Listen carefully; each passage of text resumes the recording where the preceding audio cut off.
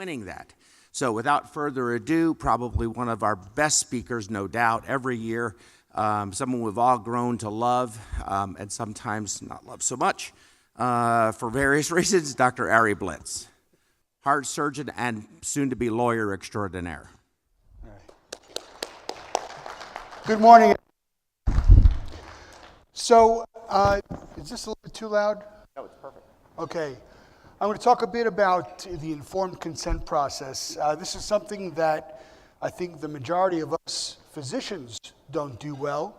And in fact, most are not ever taught how to get informed consent. We're sort of, I remember as a medical student being given this little form that had the name of the procedure on it, and I went and basically had to give the patient the form to sign.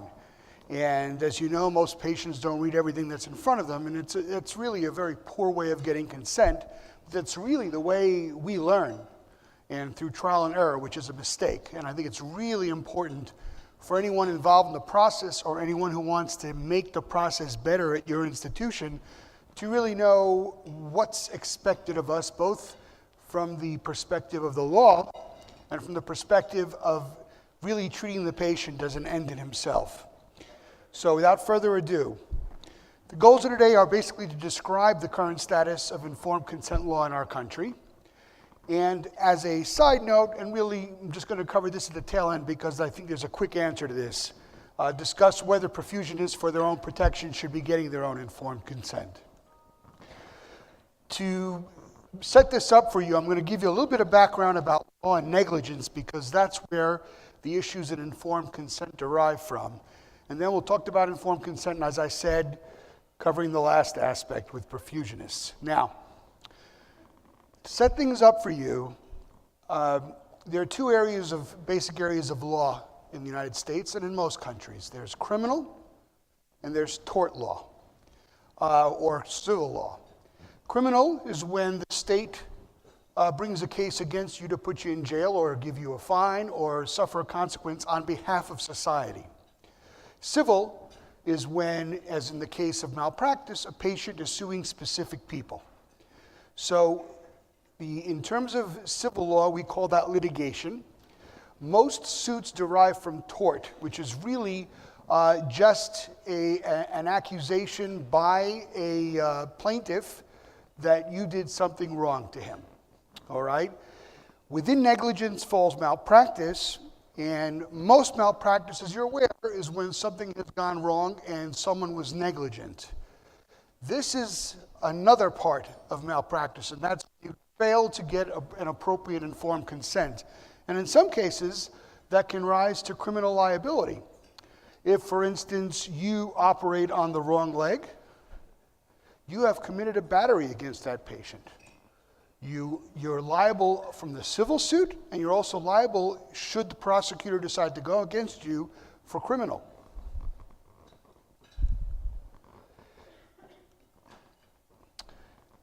The failure of informed consent, I'm going to go into in detail what are the requirements, but basically the physician has failed in his role in providing information to the patient that enables him how to proceed, whether to go with the procedure or not go with the procedure.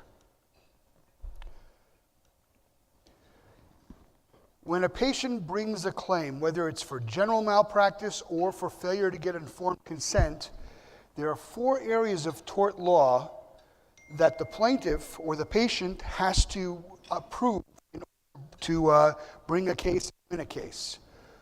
There's something on the screen? No, just on mine. There's duty, breach, causation, and damages. Duty, you just have to prove that the person you're suing owed you a duty of care. Breach, that person breached the care that they owed you. Causation, that breach caused your damages.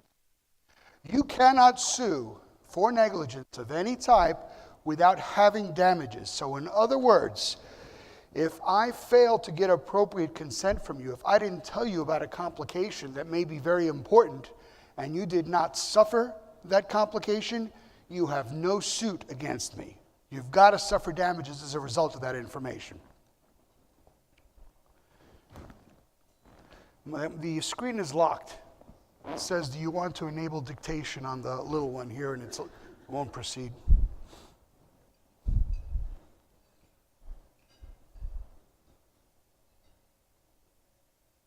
Okay, now? For civil actions, unlike criminal, our standard is that we've got to prove for each duty. It's going nuts now. Yeah, it's me. It's me. I know. Okay, that was the talk. Hope you enjoyed it. Where were you? And it wasn't on the mouse this time. You might want to just take the mouse because I don't need it. Your phone, I think. That's what Oh, it's on the space. Gotcha. it was him. Oh, no. Back? All right. Anyway, for criminal, what's the rule for all of you sleuths who watch TV? What do we have to prove in criminal? Beyond a reasonable doubt, right? For civil cases, it's lesser degree of proof, and that's called the more likely than not criterion. And what that means for each of those areas, damages, you have to show with a greater than 50% likelihood that that was transgressed. It doesn't have to be beyond a shadow of doubt, beyond reasonable doubt. That's what you got to prove. So for each of them. Now, the old view of informed consent, which was true until about 30 years ago, was that the physician must disclose to his patient only such information as is customarily disclosed by physicians in similar circumstances. What that definition does is it borrows from malpractice doctrine, that if I get sued by a patient, I am judged by how the rest of the people in my field would do things, and whether I do what they would ordinarily do, or I fell short of that. And that rule just was transfixed to informed consent, but we found that failed. It doesn't do a good job. Why might that not do a good job? Who's left out of this rule? The patient. There's nothing mentioned about the patient. We're not even considering what the patient does. We're just considering what other doctors do. And there are a number of fallacies associated with that, right? Most doctors could be doing it wrong. It focuses on what the doctors want to say. With that in mind, it's easy to subtly coerce a patient to do what you want to do, right? Patient on the cath lab table, oh, you got two-vessel disease. Do you want us to crack your chest, or do you want us to just stuck this itsy-bitsy little needle up your groin? You know, it's very easy to coerce a patient when you're doing what everybody else does. And if everybody else in the cath lab does things that way, it means it's acceptable, but it's not. Okay? And it could lead to collusion. Potentially, a body of physicians could get together and say, hey, this is what we're going to put our informed consent. And it may just be protective of their own kind rather than what you're doing for the patient. So this traditional approach has, in the recent decades, switched over to a more modern approach with the patient as the center of the informed consent process. Famous case in 1982, which is what, 40 or 45 years ago, or 35? I forget how to count. Anyway, the patient's name was Harnish. The patient underwent an operation to remove a tumor, a cystic hygroma on the neck. During the surgery, the hypoglossal nerve was severed, resulting in permanent and almost total loss of tongue function. The patient alleged that prior to the surgery, the surgeon never told them about the risk of having this complication. The patient also further alleged that the surgery was mostly cosmetic. What she had left in her, in terms of the tumor, was benign, and it was really to improve the appearance of her neck and face. And the patient also said if she had known of this risk, she would not have consented to the operation. Importantly, there were no allegations of malpractice regarding the conduct of the operation itself. So, the injuries suffered by the patient does not have to be the result of malpractice for the patient to be able to sue the surgeon for failure of informed consent. It could be an ordinary complication of what we do. Let's say a patient wants to sue me that I brought them back for bleeding after heart surgery to the operating room. All right? That in itself, as you all know, is not an outcome that is unexpected.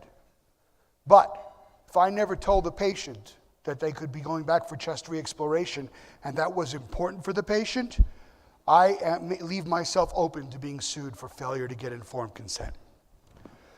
So in order nowadays for a patient to prove that they were failed to give appropriate informed consent is that the physician failed his owed duty.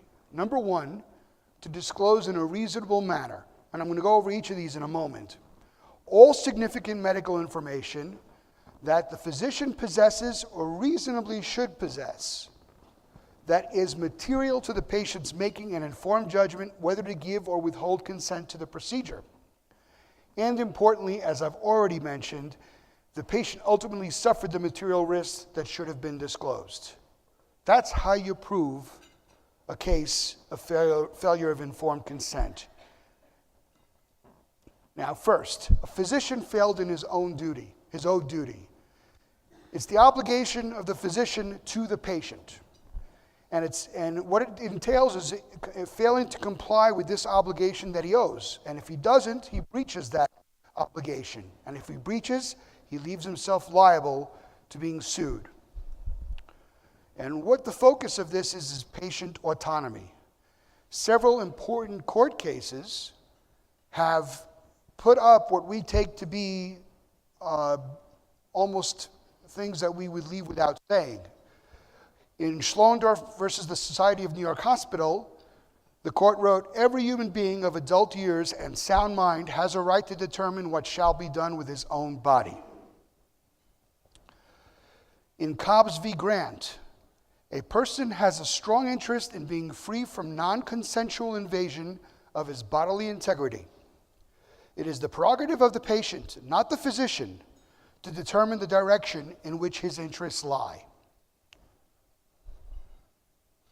And finally, every competent adult has a right to forego treatment or even cure if it entails what for him are intolerable consequences or risks, however unwise his sense of values may be in the eyes of the medical profession. So it doesn't matter what we think. If the patient is competent and he's an adult, the patient has the right to turn down anything that we want to do to him. The element of disclosing in a reasonable manner. This element, it means that we approach this like an ordinary prudent physician. That means what is expected of us and our peers, how we would disclose the information, and in a way that's obviously comprehensible to the patient. The details of the procedure or therapy needs to be explained in layman's terms. We all know patients absorb very little of what we tell them when we're informing them, and that's when it's explained. We start using all these strange words without drawings, without using models, they're lost. And often the nurses and perfusionists are the ones who are left holding the baggage and going in the room and telling the patient what the doctor said. The element that the physician possesses or reasonably should possess. So, very important. It's not an adequate defense on the part of the physician that he really didn't know he was supposed to tell the patient this. It's what his peers would know, should know, and the information that they need to transmit to the patient. And really how that's brought about in terms of a trial is you get other professional witnesses that are in the same field and what they would testify as to what they would explain to the patient and whether it was negligent for the physician not to.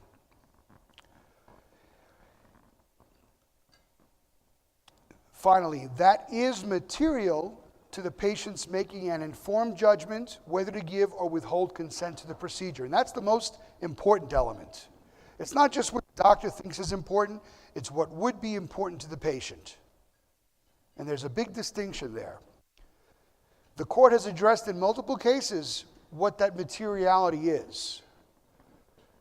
In 2 court cases, the court spoke, materiality may be said to be the significance of a reasonable to be the significance a reasonable person in what the physician knows or should know is his patient's position would attach to disclosed risk or risks in deciding whether to submit or not to submit to surgery or treatment. So in legalese, what that means is in the physician's position, what he would expect his patient wants to know to decide whether to forego or undergo a procedure.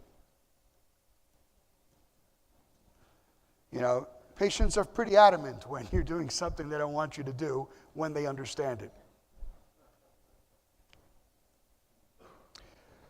The appropriate information needs to be transmitted includes a whole list: the nature of the patient's condition, the nature and probability of risks involved, the benefits to be expected, and so forth.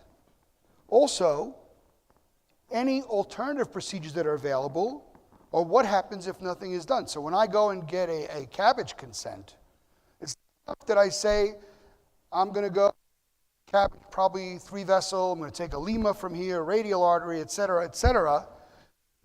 I need to tell them also what happens if they don't undergo the operation and what their risks are, and give them estimated percentages and what the other options are. No matter how strongly I feel the patient should have the surgery. And I always start off with the patient and say, listen, I'm not going to talk you into doing anything. I'm going to tell you what the risk benefits are of the operation and what the risk benefits are if you don't have the operation, and you decide. It's also why it really is an intolerable practice that if it's unless it's an emergent surgery, that the consent be obtained on the day of surgery. That's ridiculous. For this kind of operation, that is absolutely ridiculous. You can get the signature, but it needs to be told in circumstances that are elective to the patient. Because the patient's going to feel pressured. They're there, they've shown up, they don't know very much about the operation. Anesthesiology is seeing him, the nurses are seeing him, getting him all packaged up, and if the patient wants time to think, he's pressured. The obligation to give adequate information does not require the disclosure of all the risks of a proposed therapy. It also does not include information that the physician reasonably believes the patient already has, such as minor risks like infection inherent in any operation. That's a judgment call. Now, how do we tell if the physician told them the right thing or not? That's a matter of fact for the jury to decide. And again, that's when a physician, one of his peers, would testify as to whether it was appropriate or not to include such. And as you might guess, a lot of these things are very cloudy and hazy. It's not like somebody says you have to say A, B, C, and D. It's left to the discretion of the physician.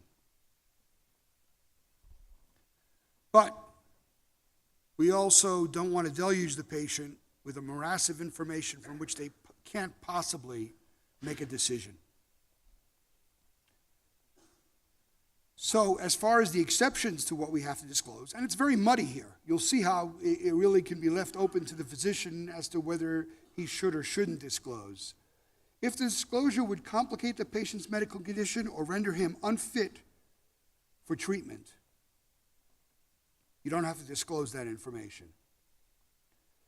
It recognizes that we can only expect so much from physicians in the consent process. The care is complex, communication can be difficult, and some remote complications are limitless. You know, if you had to cover all the complications that could happen in heart surgery, it probably would outdo any list you have on any drug interaction or drug side effect you'd ever see.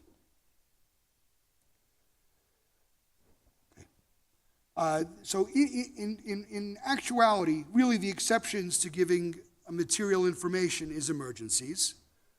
In fact, there have been several court cases where surgeons were sued for doing operations the patient didn't consent to because they came in extremis. And the court recognizes that, okay? If it's a matter of life or death and the patient is not able to give consent either because they're unconscious or maybe they're a trauma patient and they lost half their blood volume, you take them to the OR, even if they're saying no. The law is on your side. Now, these are where it gets sticky. Emotionally fragile patients. If you know that the patient is going to get so distressed that they won't be able to make a decision that's for their benefit, you may not have to give the information to the patient. I'm not so sure about that. And I think it's going to be very hard to argue. All right, you didn't want to make the patient upset by giving that information. Well, there's going to be a whole lot more grief if that patient suffers that complication or is not around and the family is going after you. And also, if disclosing too much detail about a necessary procedure would, provoke unordinary anxiety, that's also something that's left to discretion of the physician. But those are very vague areas. So this is an example of an emergency condition. I mean, I've had patients, who come in with aortic dissections that are in shock, and it's amazing that a patient can still talk when they have a pressure of 50. But, they're slurring away, no. You do what you got to do. You do what's right. Importantly, the patient, like I said before, has to have suffered that material risk that was not disclosed to them. And it doesn't have to be as a result of negligence. It can be an ordinary complication of the procedure. If the patient knew that was a complication, the patient may not have consented. There are patients who go to their doctor wanting a 1 centimeter incision for this or that, and the doctor says okay, and then ends up giving them a 3 centimeter incision. They end up suing the doctor.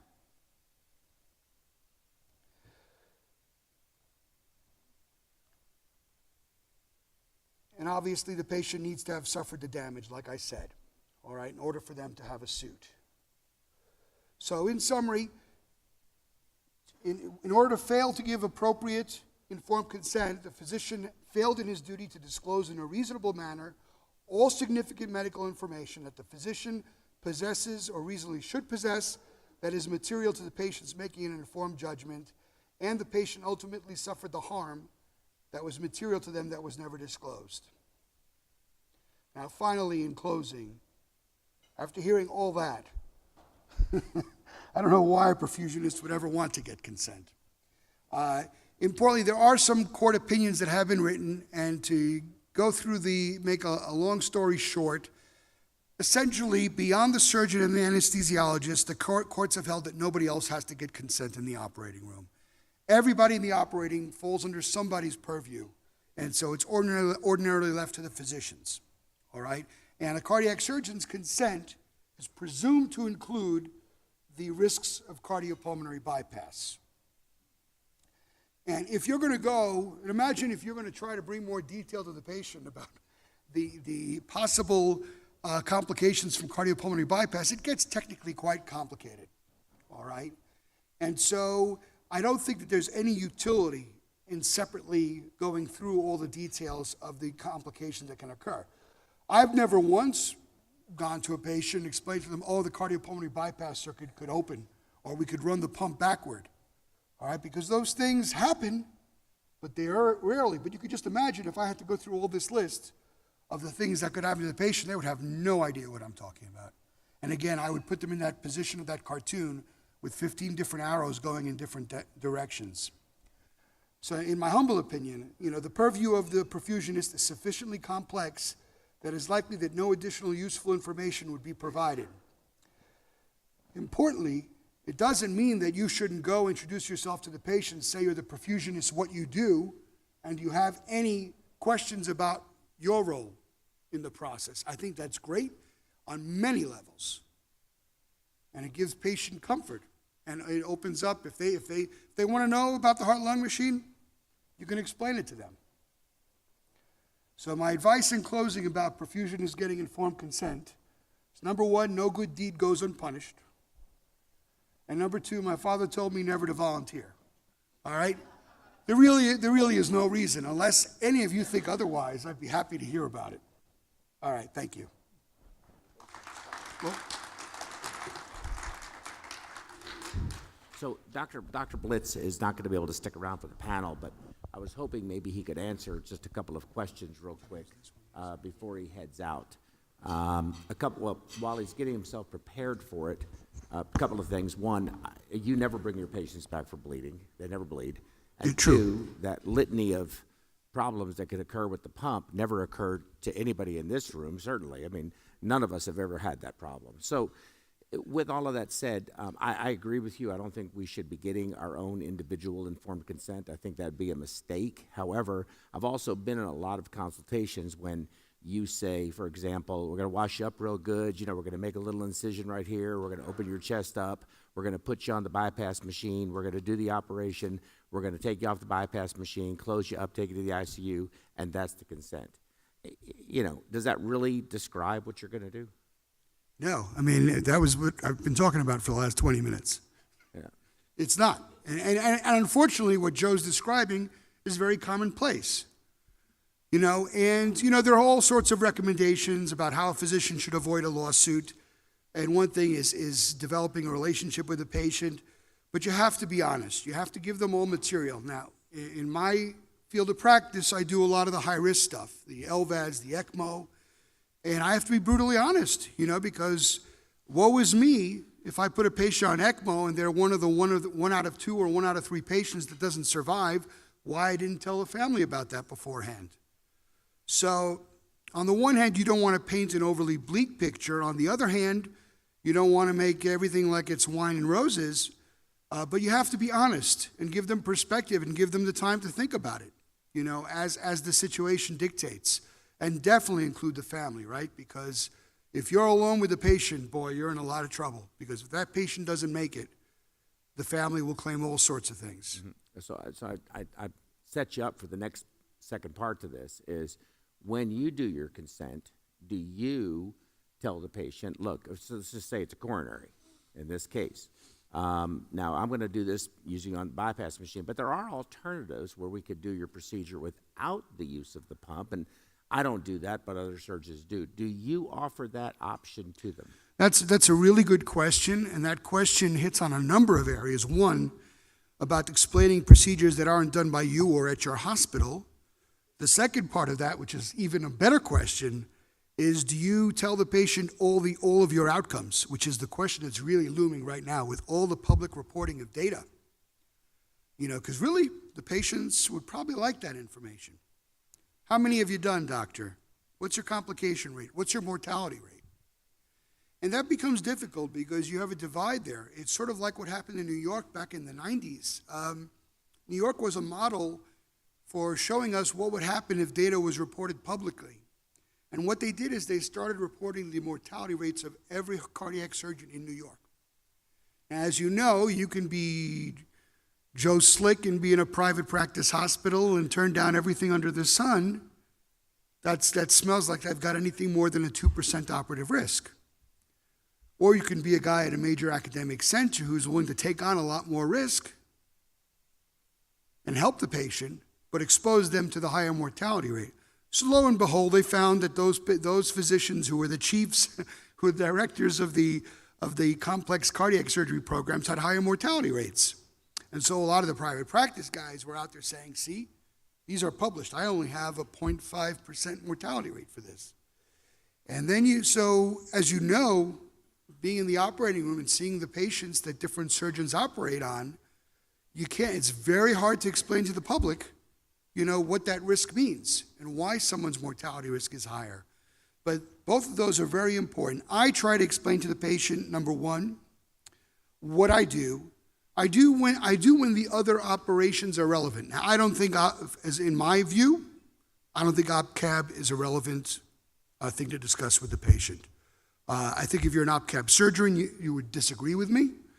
I reserve OPCAB to the patients that I think it would be a slam dunk to do an hour skin-to-skin Lima to LAD operation, or if I really, really want to avoid cardiopulmonary bypass. But I've seen more harm done by anesthesiologists putting on high dose of phenylephrine, epinephrine, so the patient tolerates their heart being manipulated, than if you just do a quick operation. I know in my hands, certainly, I'm much quicker on cardiopulmonary bypass with the heart arrested. So that's not, to me, a relevant consideration. But if the patient brings it up, that's a different story. Then I'll look and reevaluate whether I think it should be done and whether I would do it. And if I don't, I can give them the option of going somewhere else. And I have no problem doing that. You don't want to close off information to the patient. And that flips both ways because the OPCAB surgeons don't give them the data that says your anastomosis may not be of the highest quality, and I'm going to expose you to increased additional risks by trying to control your blood pressure while they don't tell them the benefits of the heart-lung machine. Well, you know, the problem is that if you give anybody information in this world, we know what passes for journalism these days. And you can publish almost anything to prove anything, right? So there are papers out there that show OPCAB is better. There are papers that show cardiopulmonary bypass is better. You can find anything you want. So you can't, right? Because remember what the plaintiff has to prove, that you're not meeting the standard of care provided by your peers, the ordinary cardiac surgeon. And that's not the average cardiac surgeon, by the way. That criterion is the minimally competent cardiac surgeon. In other words, I'm just throwing out a number, 90%, 99% of physicians go above that standard of care. It's what the guys who are egregiously below that fall outside, that's when they're negligent. So just because person A thinks that you should do this and B thinks that you shouldn't, it makes things very foggy. And that's why in a lot of malpractice actions, we call it the battle of the experts. It's one expert against another as to what should or shouldn't have been done. And it's basically, in the end, who the jury believes. You know, it's not cut and dry. You saw by the wording, I gave you actual court decisions that contain definitions of the things that courts will cite and what people have to prove. But remember, the burden is on the plaintiff. The burden is on the patient or the patient's family to show that the physician didn't meet all of those elements. It can't just be one or two. All of those things have to be met. He didn't fulfill his duty. He breached the duty. He didn't give them information that was material to them, that they suffered the untoward effects of what was material to them. All of those have to be proven. If any one of them is missing, they've lost their case, and the judge may not even let it go to trial. Okay? We hate that you have to leave early, but thank you very much again for a wonderful conference. Oh, another question? Question, okay. Can you go to the mic? Come up here to the mic. So it's up here. Just come up here. Here, I'll just hand her the mic. You didn't know that before you asked the question, right? Everybody needs to hear it. What's the witness's responsibility when you're getting consent? Our docs a lot of times will put in orders and say, get consent. And for me, it seems like you're actually saying, I witnessed them getting informed consent. And other people say, no, you're just witnessing their signature. But if you never heard the doc discuss anything with the patient, aren't you responsible? I think it's a mess. Right now, the way legally it's done is hospital policy. Some hospitals require that someone be present for the consent and be the witness. Other hospitals, I mean, what's typically done in a lot of hospitals, right? The physician goes the night before, talks to the patient for 5-10 minutes. No one else is there. There's an order on the chart, please obtain consent. Please have the patient sign consent for the I think that's ridiculous. That's the most ridiculous thing I've ever seen. But if it's not like you're doing anything that's illegal, because if your hospital policy says that that's okay, it's all right. And if you look carefully, and if it's not on the witness, on the statement, what you want to do is ask your hospital, show you the policy. Certainly don't leave yourself liable. Do not ever take that upon your back, because at one point in time, anybody that was employed by the hospital answered for the issues that occur. So if you're negligent, if a perfusionist is negligent, a lot of times, especially if they're employed, they're under the aegis of the hospital, and the hospital will take it. It's called a doctrine of respondeat superior. They're your superiors, they take the responsibility. And that's why you'll see that if a perfusionist or a doctor did something wrong, they sue the hospital, because it's the deep pockets theory, right? You sue a perfusionist, you're not going to get that much money. You sue the hospital, the pockets are much deeper. So if you're a separate entity and you're contracted, then it becomes very hazy as to who's responsible. And so you've got to find out exactly what your hospital's policy is. All right? Most commonly, it's nurses that are the ones, doing that. Any other questions? All right. Thank you again, sir.